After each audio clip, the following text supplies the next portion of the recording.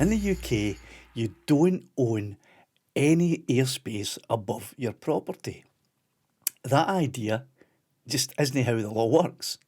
Now, this is where it gets interesting, because you do have some rights above your land, not just in the way people think. There's a long-standing legal principle, and in simple terms it comes down to this. You have rights to the airspace you can reasonably use. That's the word, reasonable. So what does that actually mean? It means the space you need for your house, your buildings, your normal use of the land. So things like extensions, trees, cranes, maintenance, that lower layer, that's where your rights sit. But above that, that's where it changes. Once you move beyond what's considered reasonable use, that airspace is not yours in the same way. And that's where aircraft come in, including drones.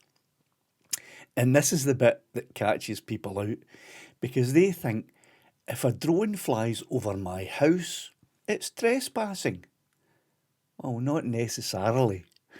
Trespass is about open land, not open airspace. And unless that drone is very low, interfering with your use of the land or causing a nuisance, it's unlikely to be trespass.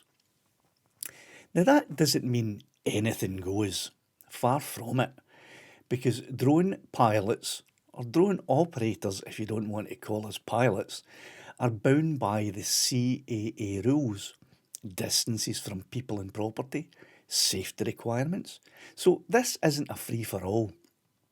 But it also isn't controlled by the landowner either. So let's make this real. You're standing in your garden. A drone flies overhead. You look up and think, I shouldn't be allowed. But legally, at a reasonable height, and it probably is at a reasonable height, it is allowed. That's where the disconnect is, between what feels right and what actually is right in law. Now, there are situations where you'd have a case. If a drone is hovering low over your property, if it's filming directly into your windows and it's causing a disturbance, that can cross into nuisance, privacy issues, or potentially harassment. That's a different conversation entirely. But if it's a drone just passing overhead at height, that is not automatically illegal. And this is where people go wrong. They try to enforce something they don't actually control. They'll say, you're over my land, bring it down. But unless something else is happening, they don't have that authority. And if you're the pilot or controller, you need to understand this from both sides. Because knowing the law isn't just about defending yourself. It's about not pushing your luck either. That's how it's just not the same. Because, you can legally fly over land in many, many situations. But that doesn't mean it's always a good idea. So the answer is this. You do not own the airspace above your land in the way most people think.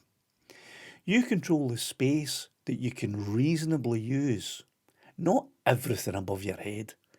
Once you understand that, a lot of these confrontations start to make a lot more sense.